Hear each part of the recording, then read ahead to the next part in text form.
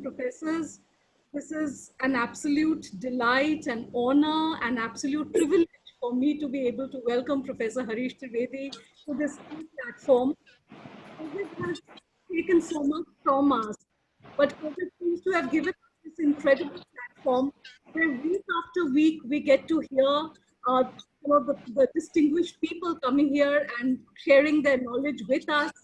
Like we were discussing informally just before the session started, that it's been an absolute pleasure, thanks to the distinguished speakers that we've had and the incredible audience that we have had. It's the sheer energy of the audience from all parts of the world who have joined us and who have kept alive this forum and of discussion. So, welcome aboard, sir. Before I introduce sir to a gathering which really does not need his introduction, but we shall still do formality, I will request the principal of our college, Dr. Rekha Sabra, to welcome sir formally. Then I will invite his. Thank you, Dr. Nandini. It is indeed a privilege for Bharati College and for all of us to be welcoming speakers on this stage. So, our today's speaker, Professor Harish Trivedi, you're welcome. And as Dr. Nandini has already said, it is a great delight to have you on this platform. And I welcome all the other people, distinguished speakers and people who have joined on this platform. I'll just give a very, very brief introduction because it doesn't need any introduction, but that I'll say is my prerogative and I'll take care of that. A very brief introduction.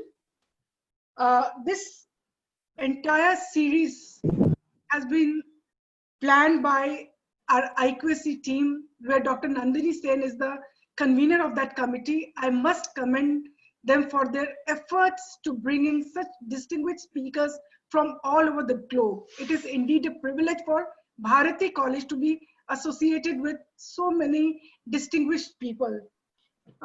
Professor Trivedi is a widely known scholar of post-colonialism and translation studies, been a Commonwealth scholar in the University of Wales, UK, and also other universities, and a fellow in the University of Birmingham. You are welcome to this platform, sir, and I welcome all our dignitaries, all our distinguished participants, and not to forget our participants, speakers, and all other distinguished people on this platform. Thank you very much, Dr. Nandini. Thank you. Thank you so much, Rekha ma'am. Nothing would have happened if we didn't have a principal who was encouraging of everything that we wanted to do. And of course, ma'am, you mentioned IQAC, but I have to also add it's the Department of English, along with IQAC in this case, which has really chipped in and, they've been taking care of everything. So it's a combined effort. I know, it is a joint effort of the entire team, English department, and all the people. And not to forget all our distinguished speakers who have made this platform really worthwhile, and people are willing to and happy to come back over and over again on this platform. So over to you now, Dr. Nandini. Thank you so much, ma'am. You are absolutely right. Like I was saying, the synergy has been kept alive by friends and colleagues from across the world who really have kept the lecture series going by their sheer enthusiasm. Now I'll read out the brief bio note of Professor Trivedi's. It is seriously brief. He's way, way more than that. He's a polymath, as you all know, an extremely distinguished person. I'll, however, read out the small little thing that he sent me. He's the former professor of English at the University of Delhi. He was visiting professor at the universities of Chicago and London. He's the author of Colonial Transactions, English Literature and India, and has co-edited Literature and Nation, Britain and India, 1800 to 1990, Post-Colonial Translation and Interrogating Postcolonialism. He has edited with an introduction and notes Rudyard Kipling's novel Kim for Penguin Classics, and has contributed essays to the Cambridge Companion volumes on Kipling, Gandhi, and Tagore. He is currently co-editing a volume of essays on Indian literary historiography, and is one of the contributing editors of an international project based in Stockholm for writing a history of world literature. He also writes in Hindi and has recently edited a book in Hindi on the 16th century Muslim Bhakti poet Abdur Rahim Khane Khana, 2019. He was chair of the Indian Association for Commonwealth Literature and Language Studies, ICLALS, for 9 years, vice president of the Indian Comparative Literature Association for 6 years, and is currently vice president of the Kipling Society. A feshrift for him was published under the title India and Indian Literature, Essays in Honor of Professor Harish Trivedi, that came out in 2014, which was edited by Ruth Vinita, and with contributions by Gayatri Chakravarti Spivak, Zhang Longzi, Susan Bassnett, and others. Like I told you, we have the very best. We have Professor Trivedi with us. Over to you now, sir, to take us through with what promises to be a very exciting journey and foray into world literature. Sir. Thank you very much, Nandini. It's a great pleasure to be here, to be following in the footsteps of many of my colleagues from the English department who have already spoken. And I've listened to each one of them with great pleasure and profit. My subject today is world literature, an insider's view. Earlier, I wanted to call it for and against world literature. And before that, I wanted to call it Tagore, Premchand, and Rushdie. That was an alternative topic that I had suggested, and Nandini organized an opinion poll on it. And Nandini wanted the Tagore, Premchand, Rushdie one, and I wanted that one. But, you know, it's a democracy. We were voted down by 2-1. So I'll speak on world literature today. But you're coming back with the second one. That's a promise. We'll see about that. Thank you, Nandini, for asking already. Thank you. 323 people, 25 people witnessing this. So you're coming back. You're again citing numbers, majority. Yes. Okay. I will obey them. First, let me explain the title, An Insider's View, which I chose eventually. We are all inside world literature, all of us. And that is, in several senses, we are all curious about it, even if we are skeptical, some of us. We're all interested to know a bit more about it.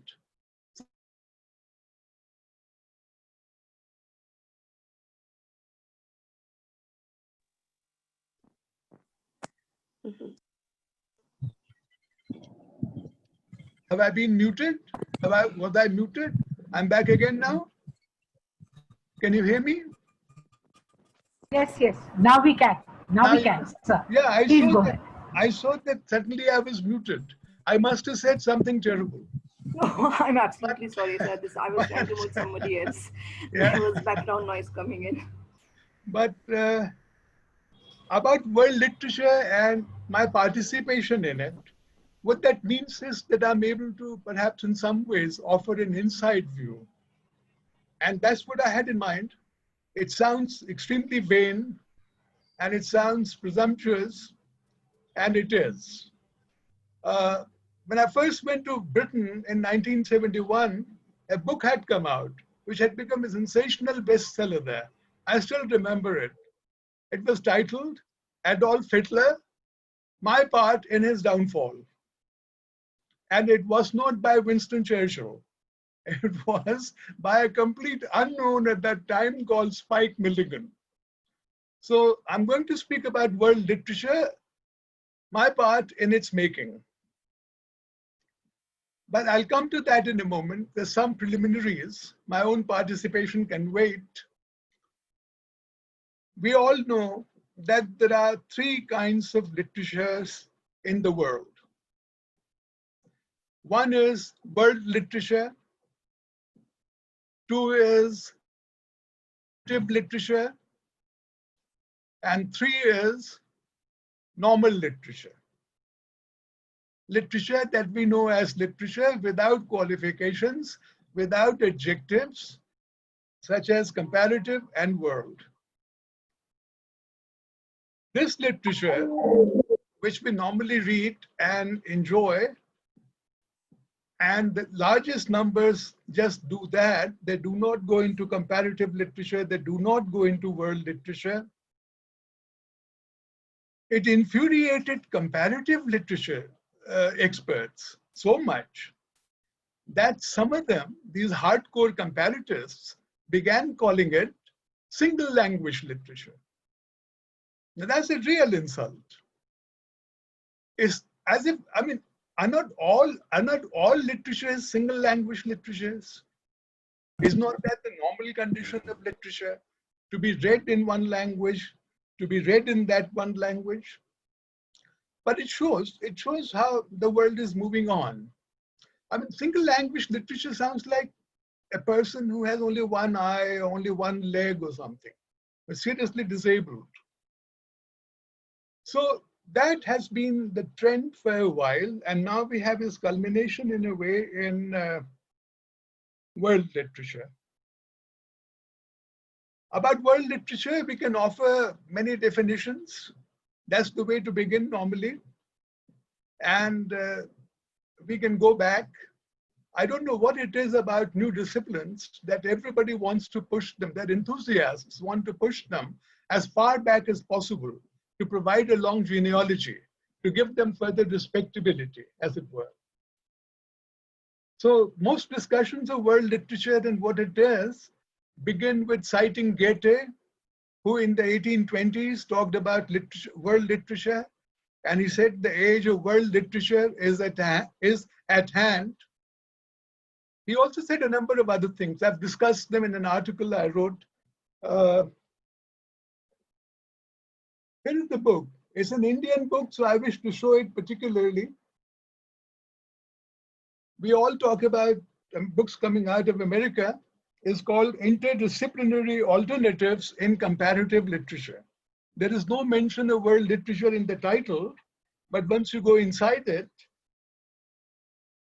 there are two introductions, and the second one, by your humble servant, is called Comparative Literature, World Literature, and Indian Literature, Concepts and Models. And then follows a section of 7 or 8 contributions by other scholars, and the section is titled World Literature and Comparative Literature, a Dialogue.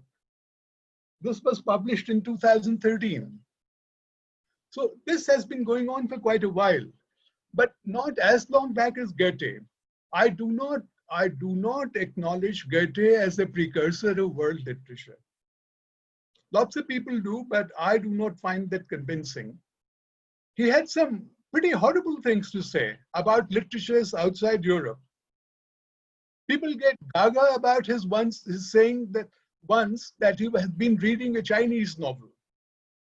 But he also said that after having read the Chinese or the Turks or whatever, one must return to the Greek standard of literature. That we ignore. Another person cited as an originator. Another person who is cited as an authority on world literature, as an originator of the discussion on world literature, is Rabindranath Tagore. In 1908, he was asked to give a lecture in Bengali on comparative literature. He said, I will speak instead about world literature. And two good Bengalis, Shukanta Chaudhary and Shishir Kumar Das, editing Tagore's essays, have said that Tagore did not have the foggiest idea of how comparative literature was different from world literature. And he did not care about any previous discussion of it. What he talked about was the self, the soul, the universe. It's a 13-page essay. On page 11, he finally comes to naming some authors. And they're Indian authors, and there are only 2 international authors, and they are Kipling and Tennyson. So that's as far as that essay goes. I do not wish to dismiss them, not these essays or interventions themselves by Goethe and Tagore, but I do wish to downsize the great regard in which they're held, the reverence in which they're held as being precursors of world literature in our own times. The sense in which we understand world literature now was inaugurated quite late in 2003 by David Damrosch in his book, What is World Literature? There is no continuity between this book and anything that had gone before, not to my mind. It is as foundational a book as was Orientalism by Edward Said. And I say that not only because I know David Damrosch, so many people know David Damrosch, and nor do I say it because whenever we meet, whenever we correspond, arguing all the time. My Festschrift was mentioned. David Damrosch contributed an article to it in which he said, no one in the world loves an argument as much as Harish Trivedi. He was speaking out of past experience. He was speaking out of some wounds perhaps that were still bleeding. But that's the way to go in discussing these things. He has had enormous influence. His influence on world literature discussions is comparable, as I said, to Edward Said's on the post-colonial. How did he define it? Well, I don't know. I don't wish to go into the details so much. I've written on it. I'll write on it again. But the main point is, he said, world literature is literature that circulates beyond its area of origin, either in translation or in the original. World literature comes to us from other places and strikes us with its freshness and vividness. Some people could think that to be another word for exoticism, freshness and vividness. Excuse me, very sorry to interrupt you, but there are people joining in even now. There are about 350 participants, and we might have to temporarily mute everyone, but as a co-host, you can unmute yourself. Sorry, who has to unmute oneself? Me. Yeah, you are a co-host, so you can unmute yourself, and there's so many participants. There are about 350 of us, and people are joining in. They forget to mute themselves. So we might have to do it for a second. Right. So if I understand this, you are unmuting everyone. You're muting everyone. Yes, sir. Right. Okay. Okay. Yeah. Okay. So please continue. Right. Okay. No, I like that. I mean, for a moment, I thought there was a rowdy crowd out there. They had to be silenced. Not bad. Not bad. So he said, this is circulation, translation, circulation. I asked him, I first met him in 2004, 1 year after his book was published. That was in Stockholm, where this whole project began. I asked him, is circulation everything? Is circulation not market-driven much of the time? Is translation not market-driven? Is translation not random?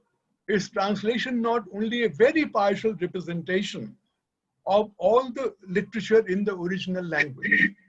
All these questions need to be addressed. And world literature sometimes does not stop to address these questions. That's why I say that there is a case to be made for world literature. There is a case to be made against world literature, and we have to look at both the sides to see what merit there may be in it. Apart from origins and definitions, let me say just a word about the politics of world literature. Many of us would say that the politics of world literature are broadly those of globalization, that there is a strong economic, commercial motive behind it, that it is market-driven, as I said a moment ago, like translation. But at the same time, there may be another aspect to it, there may be another side to it, and which is, there is a kind of idealism in thinking about the whole world together.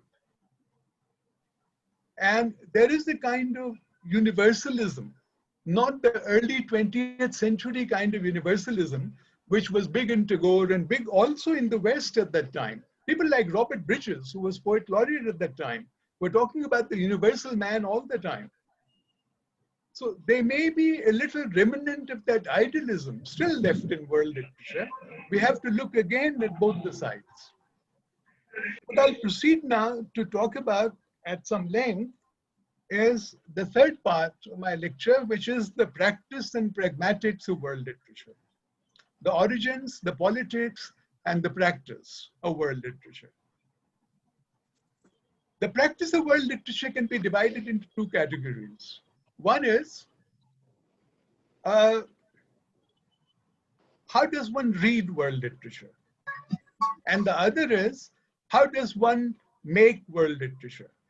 How does, as we say these days, even regarding literature in our new terminology, how does one consume world literature and how does one produce world literature? The consumption is a serious business. I mean, if you wish to read world literature, it's not capsule sized. It comes in large doses. Let me show you what I have. I have a free copy. Don't even think of buying it. Just get some library near you to get it. That'll be enough. These are, there's the Longman Anthology of World Literature. And it is about 1,000 pages per volume. And there are 6 volumes. And these are the first 3 volumes. And these are the last 3 volumes. It's more than a handful. I can't lift them for long. That's about 6,000 pages. There is a similar comparable anthology, which I think came even earlier. It's called the Norton Anthology of World Literature. Norton, of course, do anthologies of everything. And so do Longman. These are the 2 big players in anthologies. The Norton Anthology is also in 6 volumes. Both the anthologies, they're similar size. Both the anthologies, in the volumes are numbered not 1 to 6, but A to F for some reason. And both the anthologies have a 2-volume compact, shorter version. That's from the outside. So maybe one can begin with the compact, or one can begin with dipping into one of these volumes, any one of these volumes in the libraries. I don't want to compare the 2 anthologies. That's serious business. That means you have to wrap your head around 12,000 pages. But some broad comparisons can be offered. The Norton Anthology has a section on creation hymns. First of all, the first section that they have is the Mediterranean and what they call the Near East from Europe. That's because there's nothing happening in Greece at that time. They wanted to begin with Greece, but they found even older literature. So they first had to anthologize that, then come to Greece. Both the anthologies have creation hymns at the beginning. One of them has the hymns from the Rig Veda and the other does not. And that's because the expert on India for the Longman Anthology, for all the 6 volumes, was who is a Sanskritist, probably certainly one of the 2 or 3 greatest Sanskritists in the world today. The other anthology, a friend of mine from St. Stephen's College, he was a student here at that time, studied physics. He's the consultant, main consultant for India, Vinay Dharbatkar, prolific translator. He teaches in Wisconsin. Part of it is determined by who's involved in it. In one of the anthologies, the extract from the Mahabharata comes first. In the other, the extract from the Ramayana comes first. One rather more interesting example is that of where they place Mirza Ghalib. Now, the anthologies have to proceed chronologically. They don't have too much option there. So who are the contemporaries of Mirza Ghalib in the wide world? That seems to be such a fascinating question. It may turn out to be a sterile question eventually. It may lead one up a blind alley. But the question to start with is full of fascination for me. In the Norton anthology, he is placed next to two writers, flanked on either side by two writers, one of whom is called Nguyen Du, and the other is called Liu Yi. And the first one is a Vietnamese epic poet, and the second is a Chinese novelist. And in between, sandwiched, is Mirza Ghalib. In the Longman anthology, we have Mirza Ghalib again sandwiched between two poets, and some of us may actually have heard of them. And these two other poets. One is Byron and the other is Pushkin. Now, certainly, Mirza Ghalib seems to be in more elevated company because we don't know much about Vietnam and we don't know much about China. That may be one reason. At the same time, what do Byron, Ghalib, and Pushkin gain by being put together? That's the kind of question that these anthologies make one ask all the time. One should not ask, one begins by asking the question skeptically. But as one goes through these 6 volumes, one perhaps grows to have some regard for the thought that has gone behind these juxtapositions. One expects to get something more out of these. One last example, Salman Rushdie. Shakuntalam and Salman Rushdie are both essential for anthologies of world literature. One from ancient India, the other from now. And in the 4th edition of the Norton anthology, Salman Rushdie is not placed among the post-colonials. There is a section called post-war and post-colonial writers. He's not there. He's in the very last section. And what is that called? That is called contemporary world literature. The last section of the last volume of the Norton anthology, 4th edition, is subtitled, is labeled Contemporary World Literature, as if mission had been accomplished, as if the theorem had been proved. The contemporary literature will be world literature. That's the assumption behind that. So there's a lot to think about. There's a lot to debate in all these. The last thing that I wish to do is to justify my role in Adolf Hitler's downfall or in the making of world literature. How did I get involved in it? In the year 2004, and we were not all entirely into email at that point, not here, not there either, I got an email letter from Stockholm. And it was a thick letter.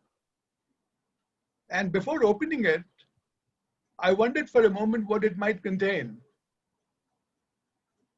And the thought did flash through my mind that I might have won the Nobel Prize without writing a single line of poetry or a single word of fiction, because that's my Walter Mitty dream.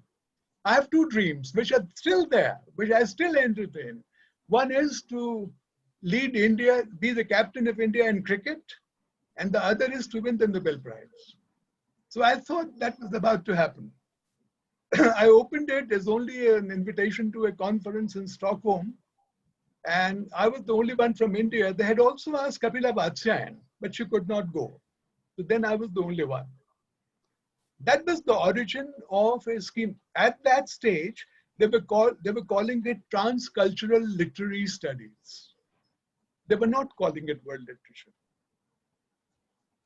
So we all presented our papers and we came back, and after some months, I received another letter asking me to join a team of scholars who will attempt to write a history of world literature. I was to be the only one from India.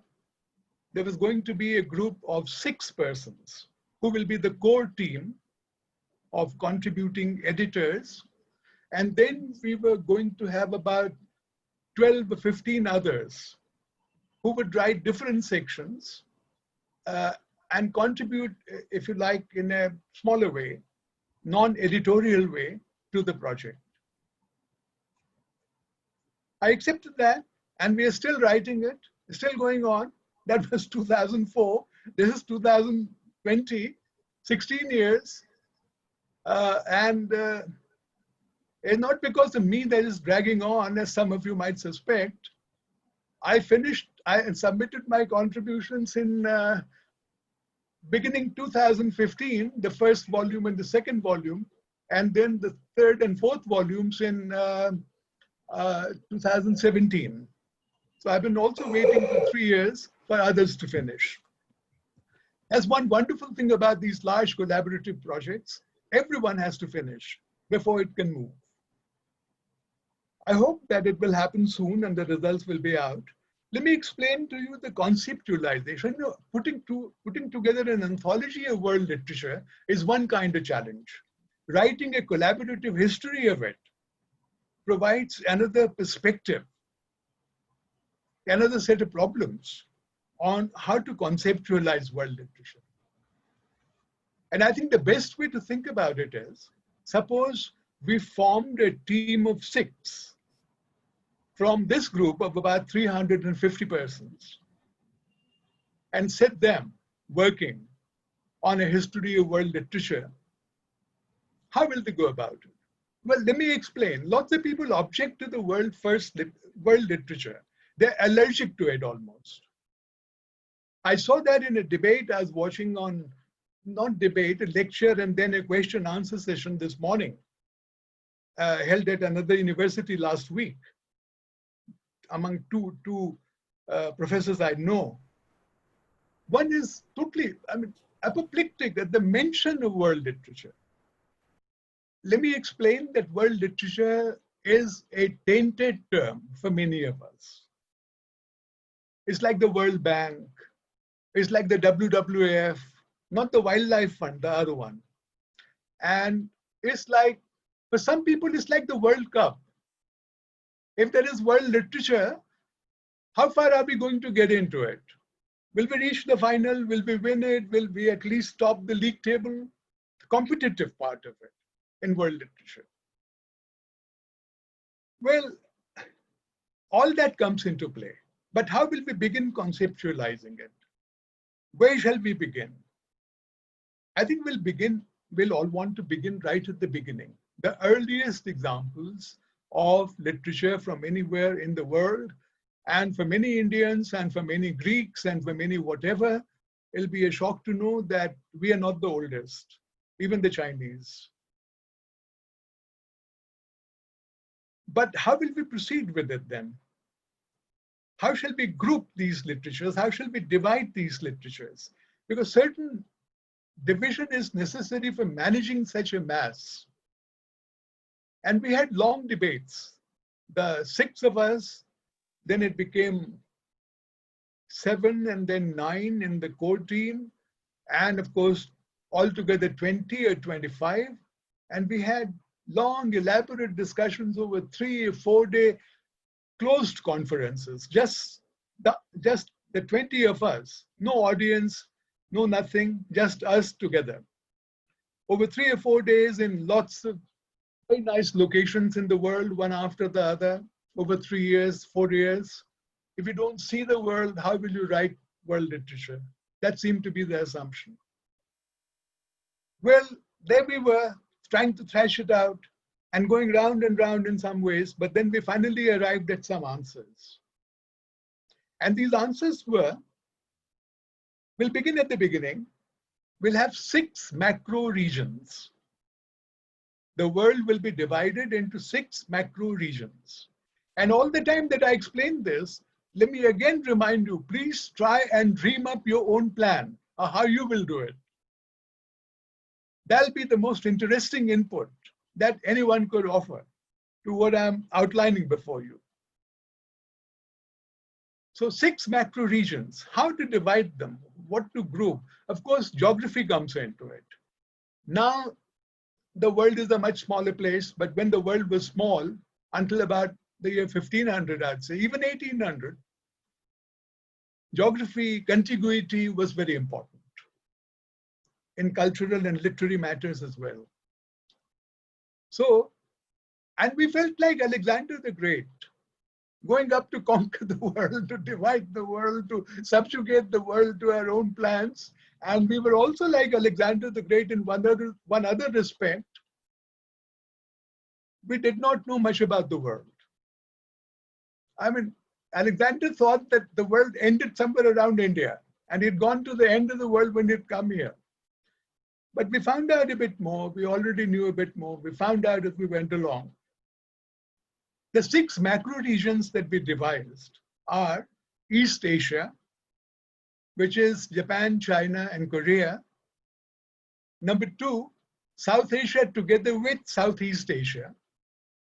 And this region, you know, both the island countries and the landed countries in Southeast Asia, and of course the Indian subcontinent. And then Central Asia, Africa, Europe, and the Americas. These were the 6 macro regions that we devised. There were some anomalies immediately. Where does Egypt belong? To Africa or to Central Asia, the Arab Muslim part? But a bigger problem came my way. I was the convener of the 2nd macro region. I am the convener. South Asia, Southeast Asia. What else is contiguous to us? Australia, New Zealand, the Pacific Islands. And I said, they're not us.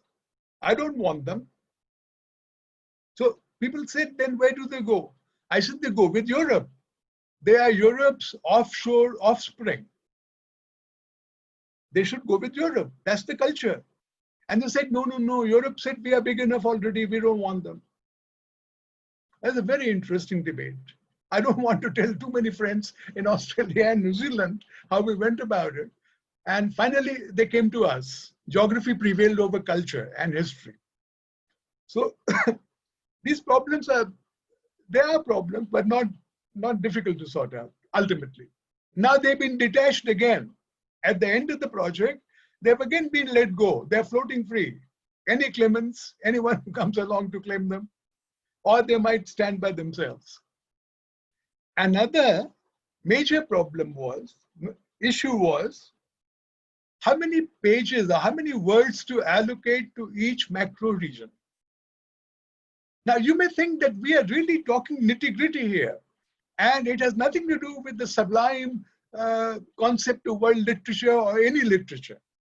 But you try begin writing a history, or you try begin compiling an anthology, and these are the problems that will come up, and these will be the outward symptoms of much deeper underlying issues that have always been at play. So again, I mean, I cannot recreate the whole 3-year, 4-year debate, but only the interesting highlights at the end of the day. And Europe said, we want twice the number of pages that other macro regions are going to get. And some of us said, why? And they said, because our literature is twice as rich and has been twice as influential. So I said to them, just for that reason, we can assume that European literature is the best known in the world. And therefore, you should get half the number of pages. We already know all about it. Regions that are not so well known should get more pages. Now, this may sound like children fighting in the street, but that's how it went. I mean, it aroused the basic instinct, territoriality, in terms of pages, in terms of expansion. Finally, we decided that all the macro regions will get 150,000 words each. That's a lot. If you can't say much about your region in that, you'll never be able to say it. Another problem that came up after that was periodization. From the beginning up to 200 AD, from 200 AD to 1500 AD, 1500 to 1800, 1800 to 2000. That was suggested. It doesn't fit all macro regions equally. For example, in South Asia, from my understanding of it, the end of a great period is marked around the year 1200. Because after that, Sanskrit does not remain the same thing. It does not remain, in large parts of India, the primary language of literary composition as Tamil is down south. Not only in what is now Tamil Nadu, but more extensively. So I said, I'd like to stop at 1200. And they said, fine. This kind of fine-tuning, this kind of readjustment can be made. So we were talking about all these things all the time. And we had to see what suits a particular region or not. Am I about the end of my time, Nandini? Is it about 40 minutes? No, sir. You could go on some more for sure. It's just Okay, okay. Let me try and see what I was, yeah. So, and there were also going to be what I call cross-cutting essays. You will find in the anthologies also they're cross-cutting sections, because this kind of regionalization of world literature, if you like, this kind of provincialization back to provincial, is not ultimately the spirit. So I wrote my own contribution to, for example, animal fables, as found all over the world. Only a small section in a chapter to which 5 or 6 other persons are probably also contributing for their parts of the world. It is a huge beast to tame, because unlike in single language literature, so-called, there is no canon. Or if there is a canon, it has to be a huge canon. So it loses the meaning, the primary meaning of the word canon. And unlike in comparative literature, there is no comparison.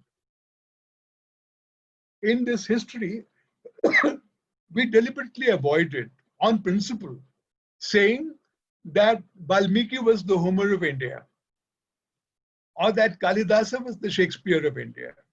Those comparisons are so utterly misleading. They conceal a lot more than they reveal. When William Jones said that Kalidasa is the Shakespeare of India, all he meant was that he is equally prominent, equally well regarded. No other comparison. In this long introduction, that's all that he says in one line about it, and then moves on. So we avoided that. Let the readers make their own comparisons on the basis of what they've read before. So one other thought that crosses my, one other issue that will come up when the book is published, and it's already coming up, is, I've already been asked this: how much space does India get? In the Longman anthology that I've been talking about, how much space does India get? I got asked this so often that I actually sat down and made a calculation. India gets about 5.5% of the total space. And most Indians are extremely cut up. 5.5? What did they expect? I mean, what does 5.5 mean? What does China get? China also gets about the same, between 5.5 and 6. What do Persian and Arabic put together get? They also get about the same. So what are we complaining about? Suppose everyone got 5%. How many languages could we put in? Only 20. And that's not how it works.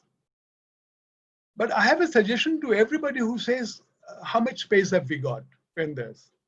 And the suggestion is, why do we forget that all anthologies and all histories are rooted in the spot where the author is rooted?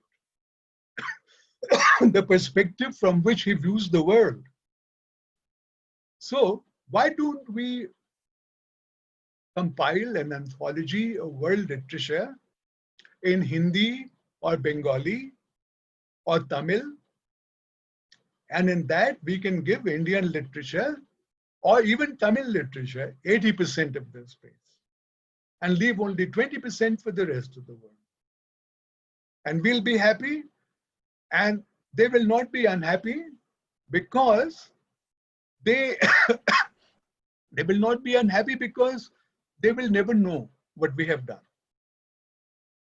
That is one kind of a solution to how we solve these problems in one stroke. But if we want to go together with the world, we have to acknowledge a number of, why are most of these anthologies the best circulated and the histories in English? And so long as they are in English, do we expect that kind of a bias not to show? Do we expect them to go beyond a point, in which case they will not sell, they will perhaps not even be published? There are all these pragmatic considerations. The last thing that I would say is, what did my experience of being involved in this kind of a project do for me? Well, I'm not naturally inclined that way, but it was a humbling experience. No one who does not work on it has any idea how huge the corpus of world literature is, and very worthwhile literature, extremely worthwhile literature, and writers from all over the world. So it's a humbling experience, it's a sobering experience, and in many ways, in a healthy way, it's also an alienating experience. Alienating you in the best sense from whatever you have always taken for granted, whatever you have imagined to be given, as it were. An unsettling experience. And literature does that to us all the time. Even if we read a short poem in our own language, there are all these things. There is discovery, there is humbling, there is some surprise, and sometimes alienation from what we had always taken for granted. So all that, I think, is not only my gain, it is the gain of everyone who proceeds into world literature beyond questioning its unfortunate title. If you stick to world literature, that is not really, as I said, it's a tainted title. It's only slightly better than comparative literature. Comparative literature is such an unfortunate title, so universally misunderstood. No, it's not about comparing A and B and saying one is better. Similarly, world literature. So it's a journey that I think more and more of us are undertaking in different degrees to explore what world literature is, to countenance it, and try and see what we can from it. I hope that more and more of you will also join that. Thank you.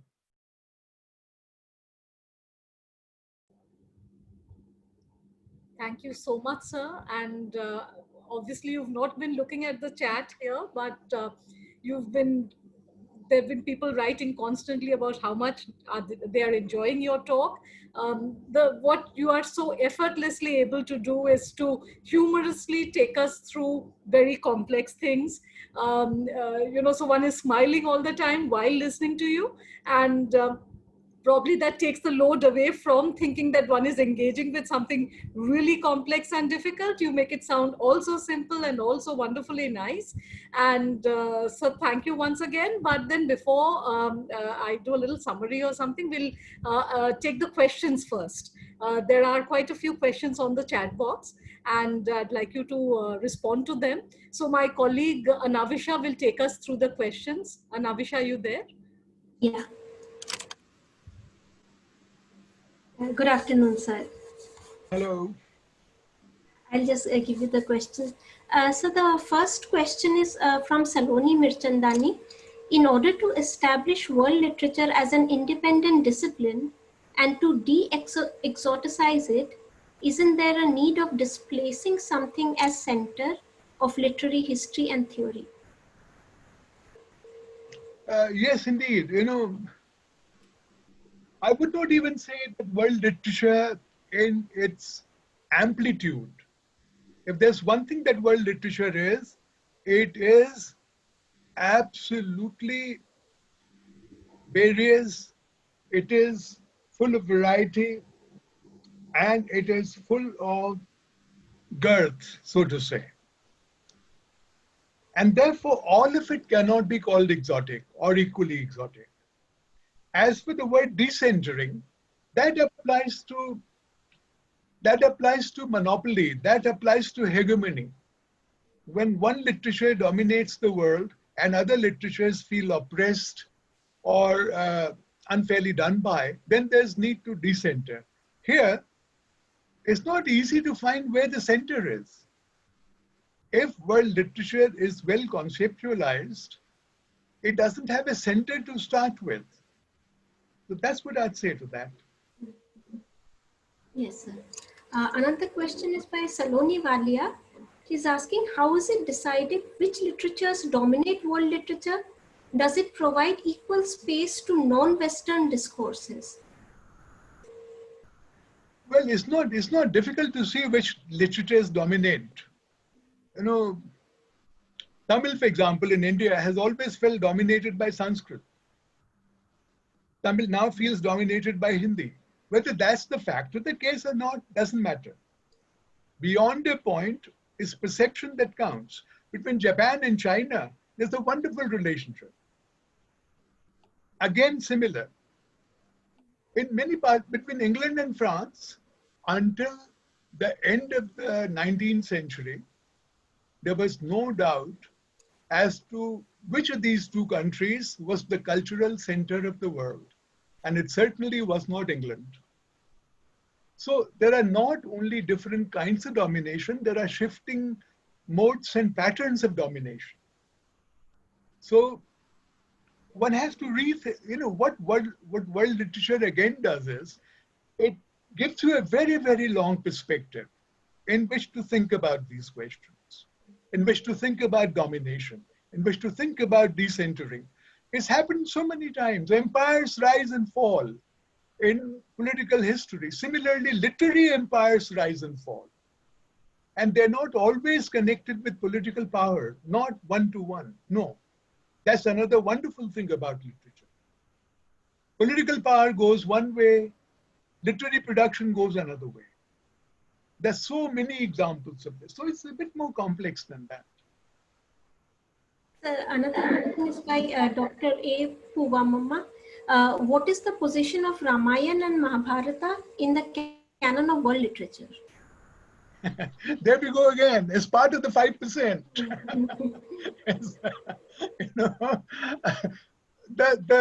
My answer to that is, what is the position of Gilgamesh?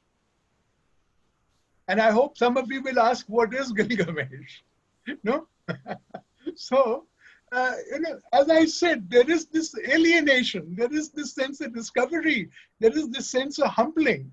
We are all very proud of the Mahabharata and Ramayana, particularly those who haven't read them. So, it's so wonderful to have this coming up time and again. But, Ninu is asking, what is Gilgamesh? Well, I'll tell you very briefly. Gilgamesh is probably the oldest epic in the world. And it doesn't come from China, or it comes from the area around Mesopotamia. And it has a human hero. And it has, of course, magical qualities. So that's the kind of thing it is. And it's been reconstructed only very recently. Like Homer, like the Ramayana, like the Mahabharata, it's amazing how much of what we take to be granted and eternal has been textually stabilized and printed in reliable editions only very recently. Yes? So another question is by Vandita Gautam, and Yeah. she asks, I have a problem. Where does East European and West Asian literature fit in the scheme of world literature? Does contemporary world literature take cognizance of indigenous communities at the global platform? And lastly, European Union does not include Turkey. Your take vis-a-vis world literature anthology? You know, we are almost conditioned to think of the world and to think of world literature, especially older world literature, in terms of present political boundaries and present ideological dispensations. The relationship between Turkey and Greece, for example, was a very intimate one until well into the 19th century. When Byron went to Greece, he found that Greece, the Greece of his dreams, the Greece of his idealized classical learning, was ruled by Turkish pashas. He had a bit of a shock there. So we do not realize that there were different configurations throughout history, and there were different degrees of proximity, culturally and otherwise, between nations and territories that now seem to be impossibly distant. And that is another lesson that even a little dip into world literature holds for us. Yeah. So another question is uh, about the politics of language of world literature. We know that it can flourish only in translation or the language of a particular composition that must have a wider circulation. I'm wondering to know if there is any likelihood to have an anthropocentric language given the fact that world literature is too sensitive about difference in terms of language and culture. One cannot be sensitive enough to difference. Even when one is sensitized to difference and honors difference, there are limits that are very soon reached because our mental horizon cannot stretch that far. And also, there is the danger that difference, on the other hand, there is the danger that difference can be valorized just for being different. We have to operate within these two parameters, which sometimes pull different ways. So it's not as if world literature in this regard does anything that has not been done already by other factors. World literature, you know, the whole history of the conceptualization, anthologization, historicization of world literature is not even 2 decades old. What I would say is that the larger number of concerned academics who participate in the discourse, who come into the field, will only bring greater resources to our discussion and to nuancing it. So Dr. But Neetu, it also seems to me that many of these concerns are abiding concerns. These were questions that could be asked of any literary formation even before 2003. And it's not that they become irrelevant. They are perhaps relevant over a very long period, but they have to be addressed differently, formulated differently. so Dr. Neenu Kumar asks, where do Oriya, Marathi, Tamil, Telugu, Bengali, Punjabi, Sanskrit, and literatures of other Indian languages fit in this concept of world literature? Are any of them recognized and are given their due? Why are we asking for recognition? I mean, that's again the kind of colonial setup, colonial mental makeup. Who will recognize it? You know, all anthologists, all historians, they proceed from a certain point where they are located, where they are situated. I am not saying anything in favor of world literature, either in terms of anthologies or the history that we are engaged in. But surely it has room for much, much more than we've had room for in earlier conceptualizations, earlier anthologizations. And therefore, you know, let me, you know, the question comes from what we have grown up with, I think, which is the Sahitya Academy model. We do not even know how deeply influential the Sahitya Academy model has been in our understanding not only of Indian literature, but of world literature. If we live in India, that is inevitable, that even though we may not have read many Sahitya Academy publications, even though we may not use their library, it is imprinted into our minds because it is sanctioned by the 8th schedule of the Constitution. Languages are recognized by the government of India. That is what we feel. That is how we operate. And so many languages are fighting to be recognized as one of the languages in the 8th schedule. And the 8th schedule has grown from 14 to 16 to 18 to 22. And we want it to grow to 2200 so that it will have no meaning anymore. All the languages want to join the 8th schedule. Similarly, the Sahitya Academy, distinguishing itself from the 8th schedule, recognizes not 22 but 24 languages. They're one step ahead. And how did they proceed? Suppose the Sahitya Academy, I love the Sahitya Academy. I am one of the deepest literary debts I owe to anyone or any institution is to the Sahitya Academy. I benefited so much from its goings on, from its events, from its resources. So I'm completely with the Sahitya Academy. And at the same time, suppose the Sahitya Academy were asked to compile an anthology of world literature. How would they go about it?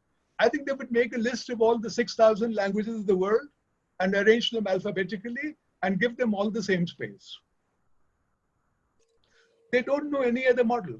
They do know some other models. I mean, I've been on so many committees in the Sahitya Academy. My involvement with the Sahitya Academy is even greater than my involvement with world literature. And to do anything else would be a source of such controversy and such bickering and civil war that they dare not do it. About recognition of languages, 5 languages in India are recognized as classical languages. Who has recognized them? The government of India. What does the government of India know about it? If the government of India says these are classical languages and the people don't believe they're classical languages, what happens? Each language is now scrambling to prove it's older than it is and to claim the classical status. And being India, look at many factors at work which condition us. If the government says Tamil is the classical language, Odia is the classical language, Malayalam is also a classical language, Telugu is also a some guy goes to the High Court. That is our ultimate remedy. And then the Supreme Court. And that's what decides what a classical language is. What a joke. The government deciding and then the court decide. And the court doesn't decide. The court says, we grant a stay. No language is a classical language until we decide the case. So let's not look for recognition in these nominal terms. Let us go into the value of each literature. Let us appreciate each language and literature for its own sake. And recognition will come from others, unasked for. There is a book edited by Sheldon Pollock, Literary Cultures and History, landmark book, again published in 2003. And if you look into it, so many Indians will have reason to be absolutely mad. There is no Punjabi in it. There's no Marathi in it. Urdu has 2 chapters. Hindi has 2 chapters. It would never have been published by the Sahitya Academy. It would never have been touched by the National Book Trust. But they do what they can do, what they think is worth doing, what they think is practical, pragmatic, within the time frame, and it gets done. Yeah. Yeah. So there's a question from Aarti Majumdar. She asks, sir, you mentioned a comparative study of Tagore, Premchand and Rushdie. how do you reconcile the translated text to a text originally in the target language? Does it imply that the stylistic subtleties are excluded? Can you please briefly elucidate the thematic concerns of the study? Yeah. You know, what is translated for one person is the original for another person. It's not as if it's the original for everybody in the world. So this question will change, the answer to this will change with every different reader. There are some people to whom Rushdie may be readable only in translation. Why is he translated so widely all over the world, except in India? In India, we all know that we know English. To the world, they don't pretend, they read in translation. Tagore, of course, I mean, there's what David Damrosch also says is that there are some texts that gain in translation.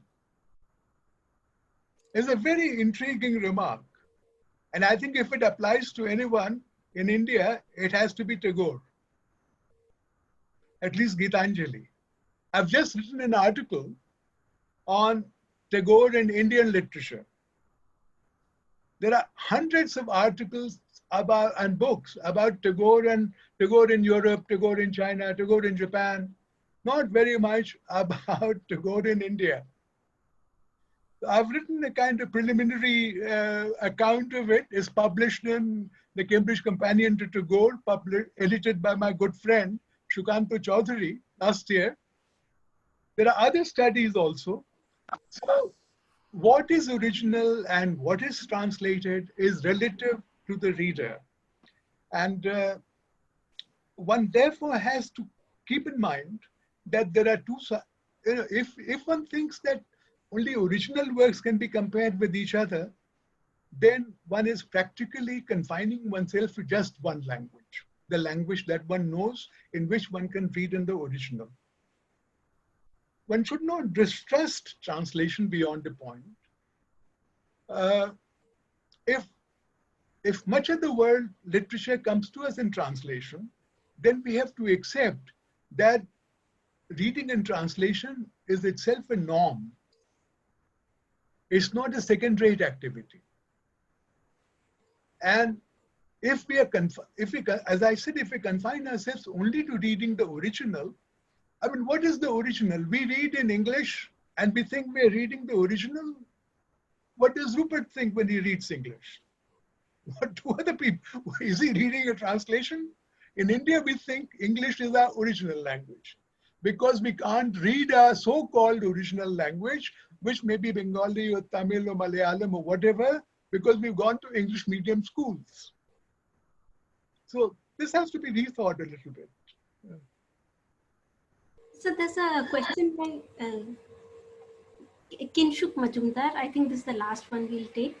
It says, is it true since many of our languages, particularly of the Adis, the Khons, have been neglected, Indian literature has suffered as a whole? We need to read and research on them to put Indian literature and language in its proper perspective? There is no such thing as a proper perspective. You know, proper perspective assumes a kind of absolute validity as to we haven't, the assumption that we haven't got there so far and one day we'll get there. No, we'll never get there. And proper, the word proper is not very likable actually in the literary context. Of course, imbalances have to be corrected. Injustices have to be remedied. But many of these injustices are then counterbalanced by assertion of value by those who are champions of what has already been in the ascendant. I went to a conference on first novels in so many languages, Indian languages, organized by the Sahitya Academy, of course. They do so much work, not to be underestimated. And my very dear friend Ganesh Devi was there.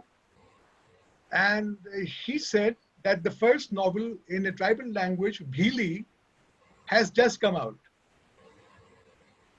And I said to him, did you ask somebody to begin writing it after this conference was announced? You know, this competition amongst people, the sense of loss that we don't have this and therefore we must make up. Bhili has, and many other tribal languages have, so much else that Hindi or Marathi or Bengali do not. Let's value that. And as for their belated attempt to write novels along the accepted, basically Western lines, I do not know how much value that is adding to what Bhili has already. Is that it? Is that it, Anavisha? Yeah. Okay, so thank you so much, sir. What does one even say? You know, when we invited you, of course, most of us are insiders. We've been your student. So one knew of your erudition, of your ability to make complex things very simple, of your ability to communicate. All of that was known. But each time one listens to you, sir, this is such an incredible learning experience. I mean, you made this whole business of the world literature, and remember, I was against it. I wanted to listen to sir on Premchand and Tagore. But the insider's view, as it made, as you called it, effectively became that view that we all need to have in order to get rid of the biases that we seem to have, and this obsession for getting included in a certain manner, and this desire to get canonized in a certain manner, even as we are critiquing it. So it's a very slippery slope, and I'm so happy, sir, that you've alerted us to it. And yes, it's an area that we need to engage with and understand, because we tend to get complacent and we feel that, you know, somewhere we know it all. And I'm so happy that you're part of this group which is working towards it. So if we have sent a representative, the representative is really worth his salt. So I'm sure we are waiting for your colleagues to finish their work, and I'm sure this volume that we'll get once the work is done is going to be incredible, and it's going to really add to our understanding and everyone's understanding of world literature per se. That said, well, now to talk to everyone else here with this talk. For now, we will take a break on the Distinguished Lecture Series. So let me call this the grand finale of sorts. We aren't going away because requests are constantly coming, particularly for Sir, that we want you back with Tagore and Premchand. So I think we'll take a break of, say, about a month or so. Professor Trivedi has already committed, and I will sort of say it all over again so that he can't back out of it, to come back again. Professor Desai too has promised to come back with Hamlet. And this has been such an incredible session because of all my erstwhile professors and professors from Ashoka University who joined us. The kind of expertise and learning that was brought to the table, and the kind of engagement that happened, fueled by the enthusiasm of the entire Delhi University teachers and teachers from everywhere else. And today, of course, the grand finale has kind of broken all records, if we may do the comparison which Sir asked us not to do. But we have professors from across the globe who obviously have come because they want to listen to Sir. And there are so many names which I recognize and so many I don't. But thank you so much, each one of you, for joining us and making this so special for us. When we conceived of this series of lectures, we had thought it would be a kind of a masterclass where it would be a learning process for the faculty and students alike. And I must say that it has lived up and more to what we had set out to do. It has indeed been a masterclass, as we have learned from all our professors. And there's so much to think about and debate. And I know this continues, Sir, and I must tell you about this. The discussions after the talk ends continues to happen on the WhatsApp chat groups of Delhi University teachers, and your erstwhile students and friends keep reminding me that, you know, it's time and we need to get started, and this one said that and that one. So there's so much energy that has been generated around this. And of course, the nostalgia that is attached to it, it's like going back to the MA class or going back to the MPhil classes with people of great renown such as you. So thank you, everyone. Thank you so much for remaining connected with us like this. A special thanks to Professor Trivedi. He has not said yes very easily. Like he correctly pointed out, for the past 2 years, I've been trying to get Sir on board.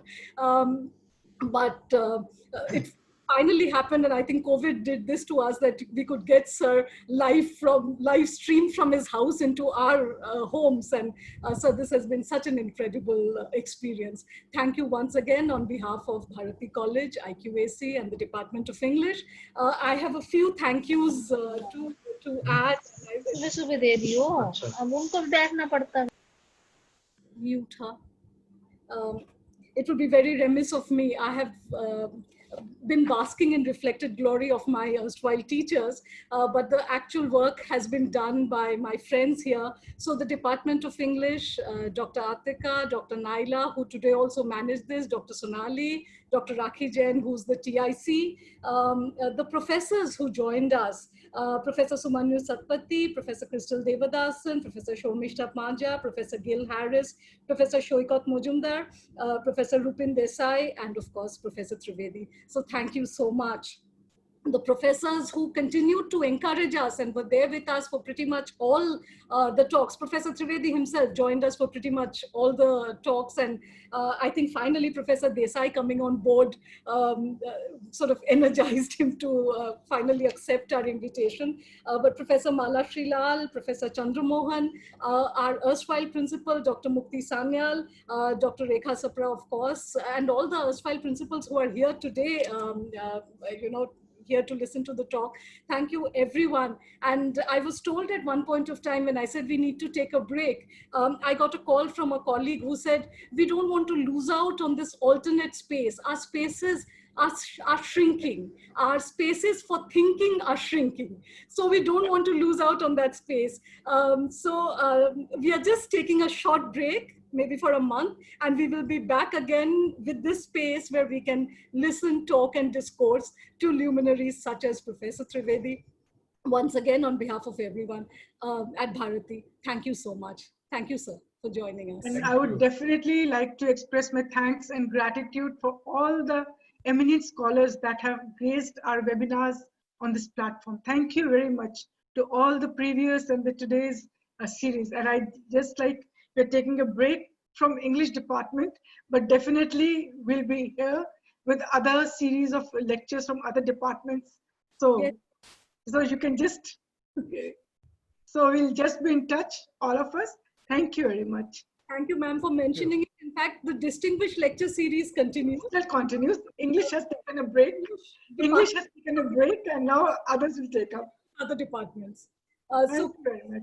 Keep tuned, and I'll keep you posted about all our all our future series. Thank you so much. Thank you, ma'am. Thank you so much. Thank you. Thank you, everyone, for joining us. Thanks to all. Nandini, this was also a sort of a reunion for ICLAS, it seems. We have Professor Harish Trivedi, we have Professor Asaduddin, Professor GJ, Professor Anisul Rahman was also here, Professor Sumanyu Satpathy is here. So it's just amazing, and thank you so much for this opportunity once again. Thank you, sir. We owe it to Professor Trivedi that he's managed to get all of ICLAS here, and DU, of course, is here. And all our friends from abroad also. The ones in the US said that this was a ghastly time for them to join.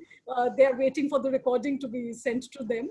But the ones from Europe have joined us. So thank you once again. This has been so wonderful. Thank you, sir, for everything. Thank you. Thank you. Bye-bye, sir. We'll close the meeting.